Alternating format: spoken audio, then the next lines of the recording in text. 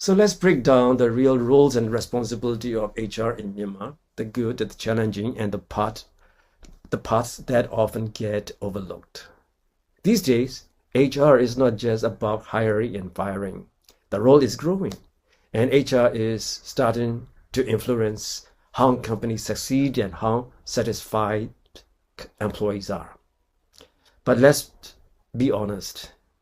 Some businesses still see HR as a little more than an admin department. One of the biggest responsibility is recruitment and retention. Finding good talent in Myanmar's competitive job market is not easy. Skilled professionals have options, and keeping them is a challenge. HR teams are focusing more on employer branding, trying to make their companies look attractive to potential hires. Platform like JobNet, LinkedIn help widen the search. But here's the question. Does having a flashy job ad mean employees will actually stay long term? Probably not if the work environment doesn't match the image. Another crucial part of HR's job is training and development. Companies are starting to realize that continuous learning is essential to stay competitive.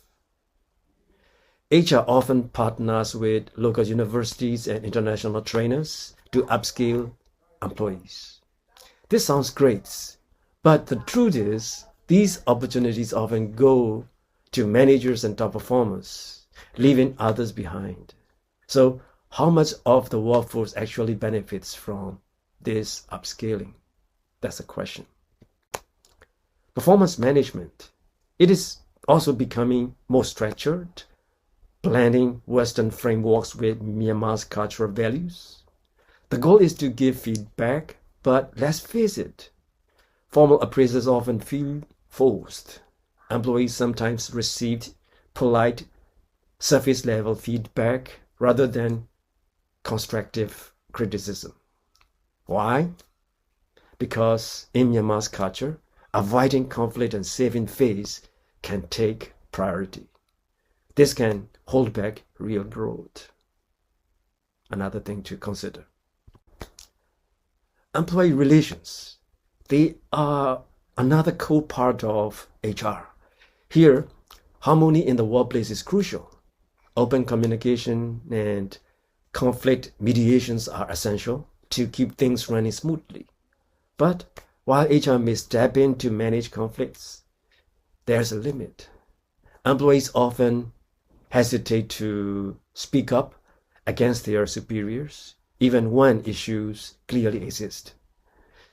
HR's role in bridging this gap is very important, but how often do people feel comfortable enough to truly open up? I don't know. This is the question. And let's talk about compensation and benefits. Traditional benefits like healthcare and pensions are still important, but there's a noticeable shift towards performance-based pay. The idea is to reward high performers, but this can sometimes create tension between employees. When bonuses feel inconsistent or favoritism creeps in, it can hurt morale more than it helps. So at the end of the day, HR in Myanmar is evolving. Some companies are embracing more strategic and dynamic HR practices, while others are still stuck in the past. HR professionals wear many hats, but not all of them fit comfortably just yet.